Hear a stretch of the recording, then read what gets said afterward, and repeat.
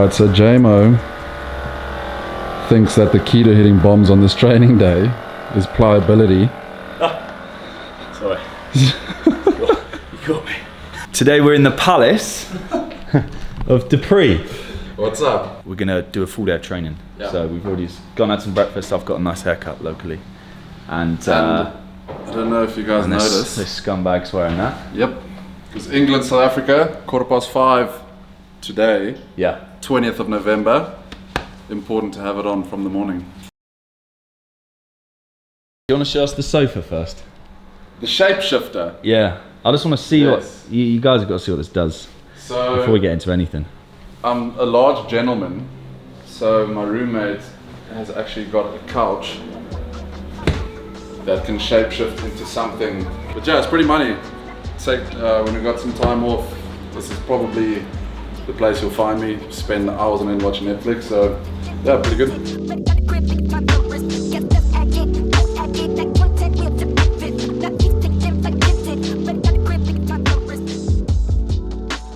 So we are now on our way to the campus.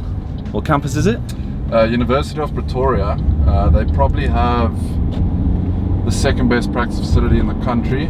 I think Leopard Creek's the only one that's better than them, but look, Leopard Creek also doesn't have a budget, like money doesn't exist. Leopard Creek's is insane, which we're going to see again in a few weeks' time. It's probably the best practice facility in the world. So we've got ProV's, flight scope.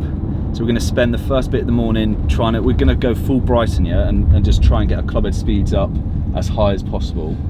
And I think we're going to do some short game, because after the part one of the vlog, some people saw your pitching and yeah, we're having none of it. It's not impressive. No. So after the bombs, we will be doing a bit of short game. Just showing James some local tunes. Right, so we're on the campus. Yeah. Yeah, so University of Pretoria has probably some of the best sports facilities, I'd say easily in the country. I think Stellenbosch University is the only one that can kind of compete to them. But they've got a massive driving range. They have the dome, which has gymnastics, basketball, fencing, a bunch of things. Yep. Then they've got athletics track. They've probably got jeepers 15, 16 rugby and soccer fields. They've got an AstroTurf, a rugby stadium. Jeez. Cricket pitches. They've got a high performance gym as well. So yeah, this facility is unbelievable. Here we go. This being the main attraction, you've got ProV's, loads of them, loads of freshies. All you can eat ProV's. So if in the distance there's a yellow post, that's at 3:35, and there's still space behind that to get to the fence. So you're definitely hitting a few out today. As well as this, we've got a little practice area over here, good putting green, chipping area. I'm guessing that putting green's alright as well. Yeah, really good. The chipping green's phenomenal, so you can hit like 70-yard shots to a green that's the standard of most course greens, which is really nice. If only Exeter took a leaf out of Pretoria's book. So back in Exeter we've got a university which no one's allowed in, but I usually go up there anyway. Ooh, you're hard showing off. And they've got a chipping area, but it's all weather. And it's rock hard, and the greens are like 25 on the stimp. So anyway, we're gonna get warmed up, hit some balls, and then we'll get into some long drive stuff. Right, so just done a pretty decent warm up. And I think we're gonna start with just like 7 irons and to see what ball speeds we can get to. And then we'll move to driver, ball speeds and distance, then we'll move to driver, and then see what we can both increase from basically first driver swing of the day with obviously a warm up and swinging a 7-iron fast, so we'll already be pretty quick till the end. And we're going to talk about some of the stuff that we're actually trying to do, apart from the obvious, which is smash!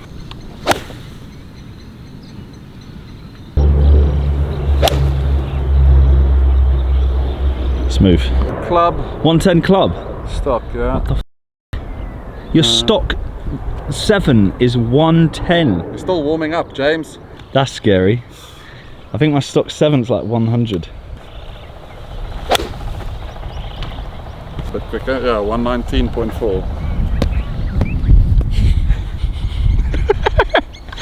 Well, we just hitting some 7-iron, still warming up. We got the flight scope out, thanks to Flight Scope South Africa. if you guys ever want a launch monitor, these guys are the people you should hit up. Tams and low, and then we'll sort you out really well. But what is that, James? About 104? 105.6. Yeah, so 105.6 club. Yeah, so 105.6 carries 173. That was flush. A bit better. Yeah. Maybe a tiny bit heavy. Speed's getting up there, you know. 1067, 174.1 carry. Yeah. 7 iron to be, well, the one I hit before, so like 183. Yeah. Will be a flush. But there's a bit of a wind in off the left today, blowing in some weather, so it should take about 6 or 7 off the stock number. First set, we do like 3 balls each to see how fast we can get these 7 irons. Okay, 119 out the gate. 119 out the gate. We're looking for club speed, not Let's get accuracy. like everything. No accuracy, Yeah. just flat out distance, ball speed, total distance. That is just flushed. 119 club, 212 carry, ball 153. 153. So Bryson was getting to 160 with an 8 the other day, so that would be your target, I reckon. Can you get to 160 with a 7 iron? Never caught that one, but it's faster, 119.2. Yeah, I hit that skinny 150 on the dot. Get my normal sized human 7 iron out. What are you going for club wise? One. I think 110 should be good. 170. Yeah. Sounded really flush. Club 110. There we go. 184. Got to swipe down a little bit. 141. Okay. I reckon 112 is a good target for you. That was quick. 112.9. There we go. 88. 144.8. There we go, mate. I think it's Bryson's on the GC quad, which also reads ball speed a touch quicker. Maybe, I think 2 or 3 miles an hour quicker than the flight scope. There we go. So wild though, isn't it? Yeah, yeah. 112.7. 40. 140, okay. The fastest I've got my 7 iron is 123. So if I can get it upwards of 120, I'll be happy with that. That is quick. That's flush as well. 122. 122. Yeah. Carry 219. That's Rory's driver. Ball speed 162. 162. Yeah. Is it? Yeah. Well, that's bye Bryson then there. Might as well stop hitting, man. Okay, so previous max was 112.9, right? Yeah. Let's get you to 115. I think it's in reach. That sounded good. Yeah. That was decent. 112. There we go. 197 meters, 148 ball. Okay. Wow. So we're aiming for 150 ball, 115 club. That's quick. Almost missed it. 114.3. There we go, mate. Just a missed strike, but that club's up, mate. Club speed's up. That's quick. Yeah.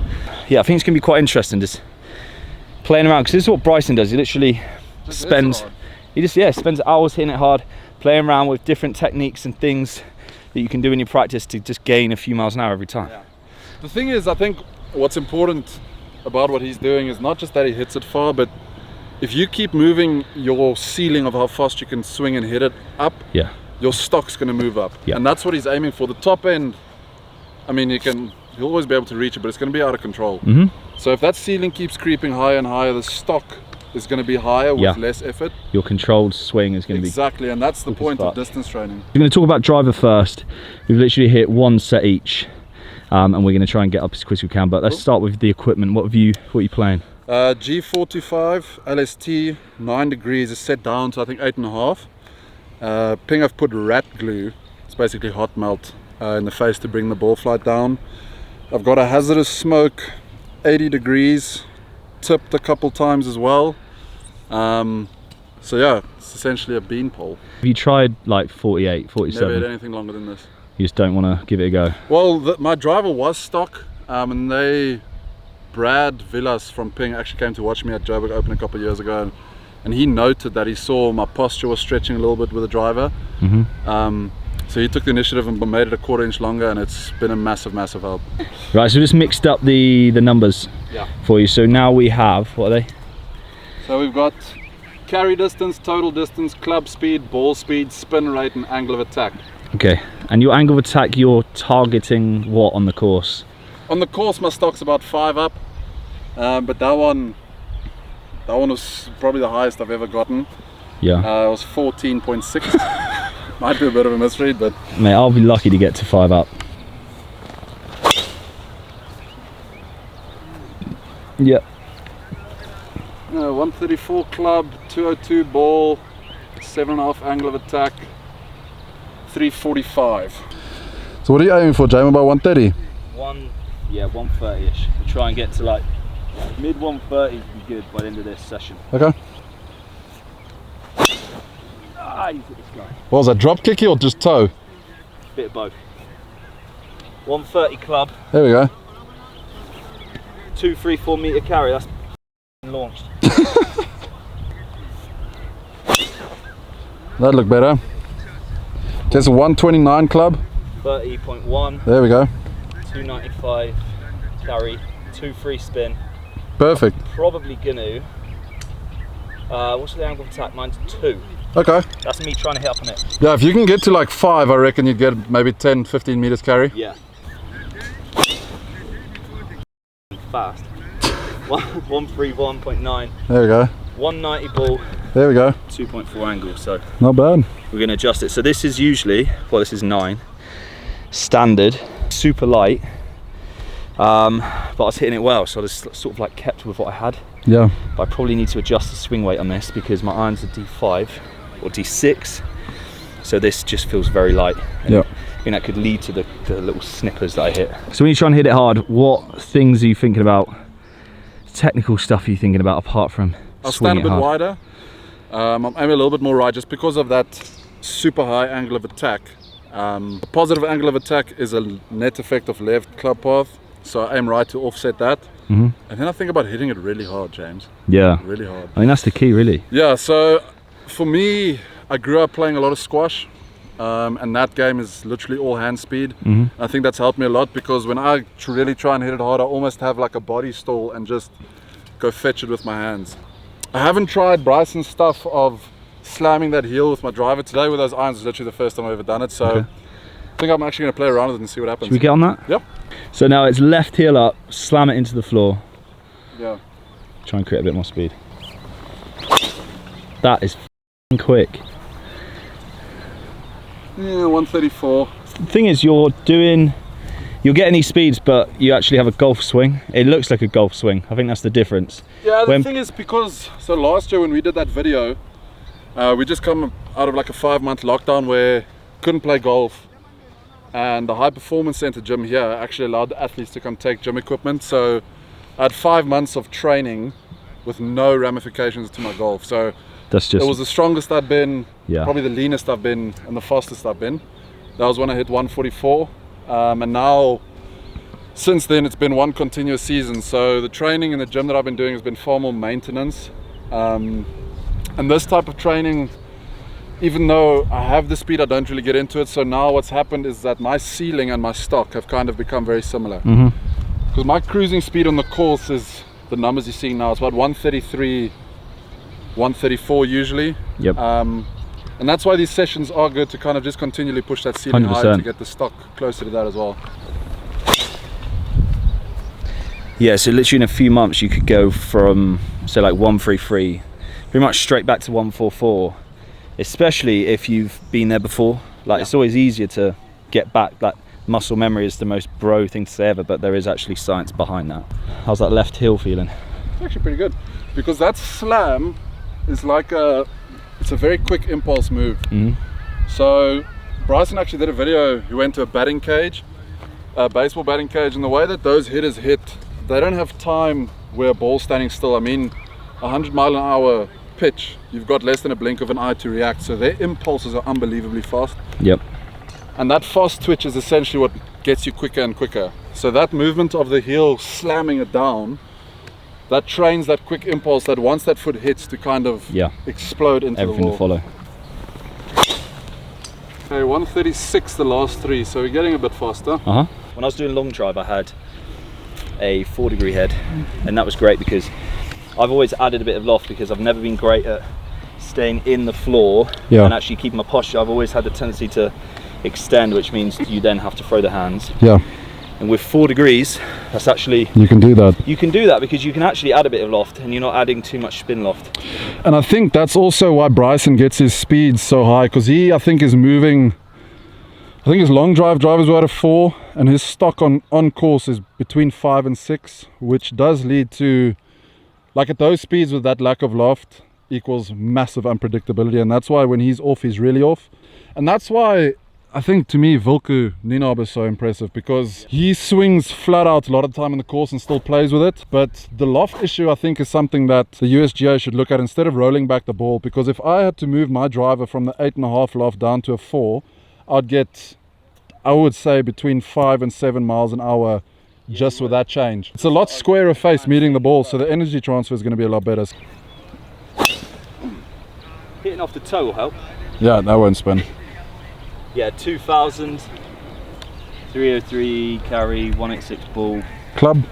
It's just 131.8. 131.8, so you got another 131.8, 3 miles to go. Yeah, this is a problem I've always had, not transferring my club head speed to ball speed, because my angle of attack's too low, presenting too much loft, which means it's more of a glancing blow. When you can match your angle of attack to the club face, the energy transfer is going to be greater. Why don't we try the Berkshire way? Yeah, let's give that a go now. Yeah. Let's go Berkshire. Bryson swings when he's about to go long, where he literally just swings as hard as he can. What he's basically doing is priming his nervous system. So exactly, yeah. Yeah, if you can equate that to if you had to wake up in the morning, get out of bed, and immediately try and do a box jump, it's gonna suck. Yeah. It's gonna hurt. You're not gonna be fast. You might fall and potentially die. That's why I have these scars on my shins. So he's just priming his nervous system to react quickly, so that when he goes into the ball, his body's kind of caught up and ready to operate at that speed. And this is why when you're in the gym, so you're doing 5 sets of 5, the first set will feel harder than the second set. The second set you'll be like, what the f***? Because you just primed your central nervous system a bit.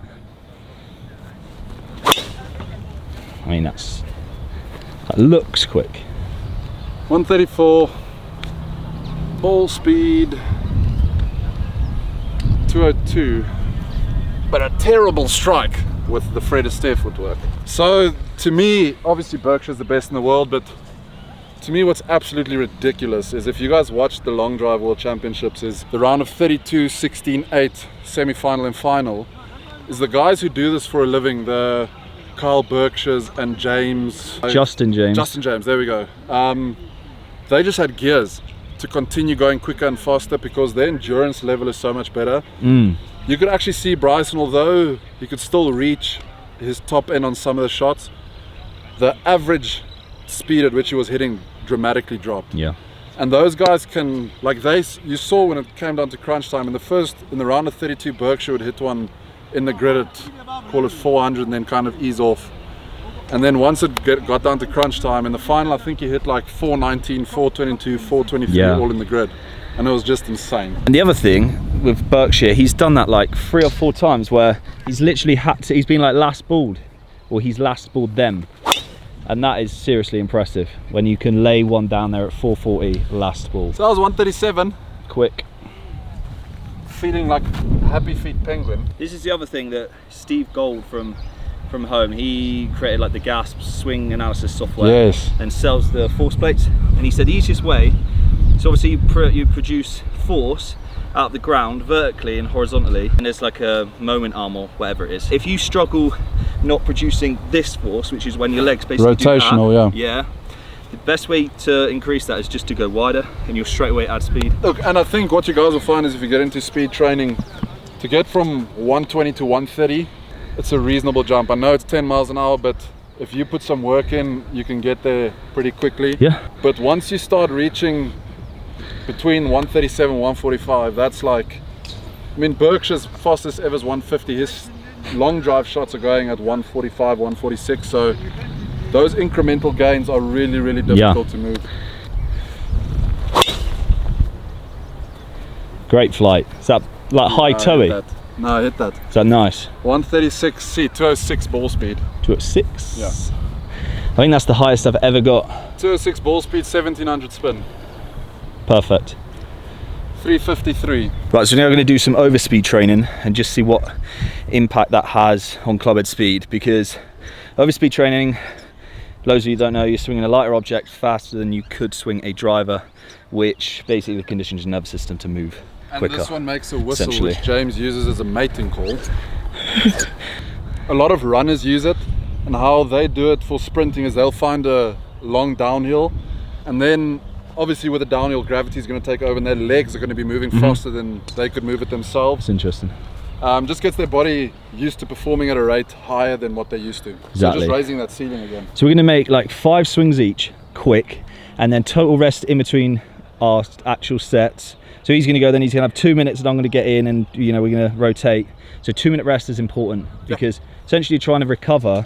And when you're doing speed stuff in the gym, you need that time to recover, otherwise you're not going to be working it as full of capacity. So we're just going to do that now and get back to you in a minute. So one of my biggest problems when I went away from long drive was I used to get my weight, well, I have been getting my weight from here towards like my right toe, and this knee had a tendency to go out, and then I'd get off the ball. And from there, because I'm loaded onto my right toe and not in balance, I then push really early and I sort of get stuck and just go this way and then have to flip it. But James just shared the importance of this move for me. So if I can get my left heel up, almost forces the weight to go back into the right heel, which is where it needs to be.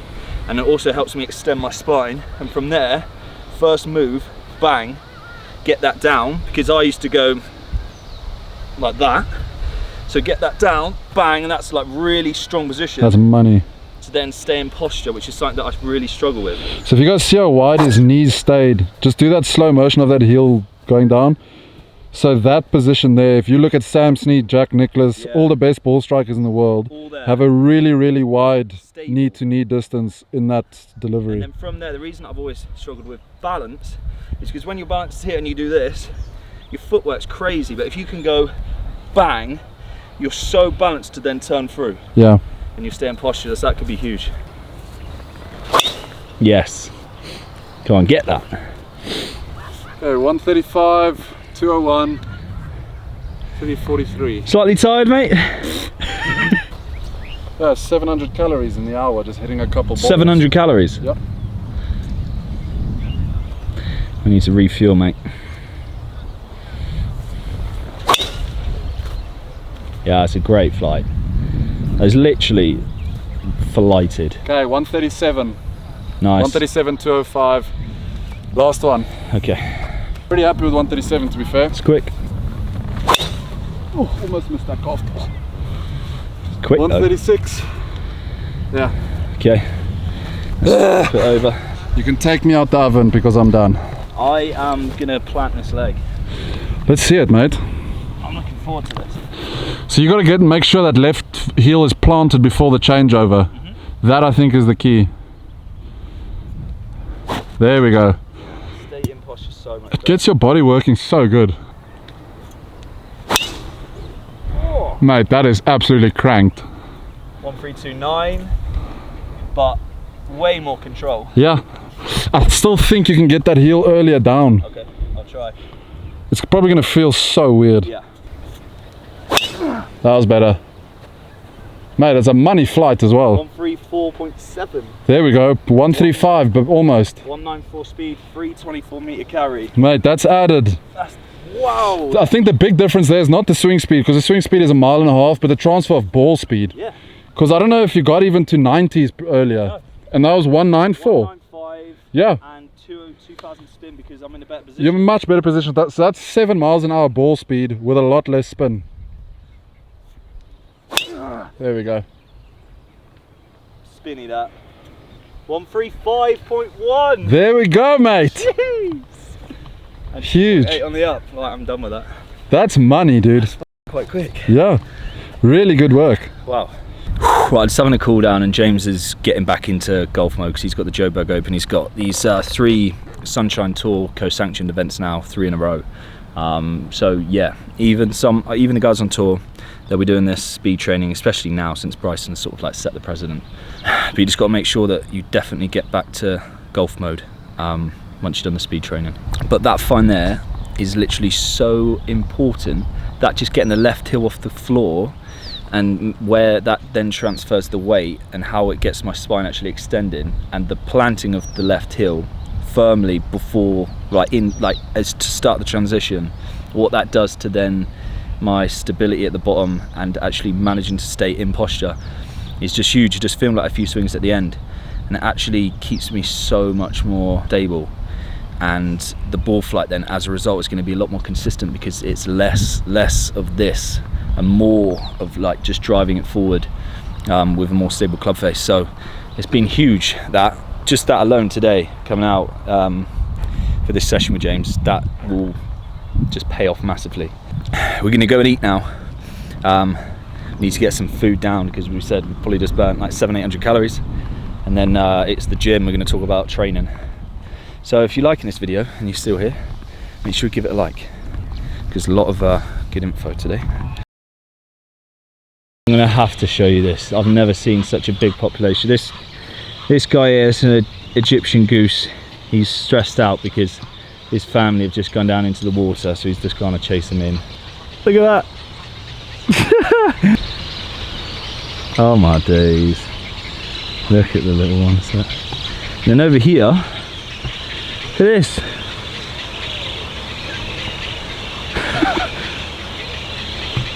Like a safari.